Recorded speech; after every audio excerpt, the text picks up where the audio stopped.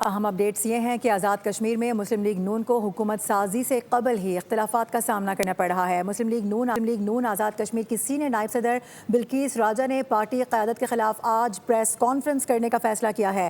بلقیس راجہ نے بول سے غیر رسمی گفتگو کرتے ہوئے کہا ہے کہ وہ 37 سال سے سیاست میں ہیں۔ خواتین کی مخصوص نشستوں کے لیے کاغذات جمع کروائے تھے، تاہم پارٹی قیادت نے من پسند امیدواروں کو نامزد کر دیا۔ ان کا یہ بھی کہنا تھا کہ انہیں مری کے اجلاس میں بھی نہیں بلایا گیا۔ پارٹی قیادت کا فیصلہ ناقابل قبول ہے۔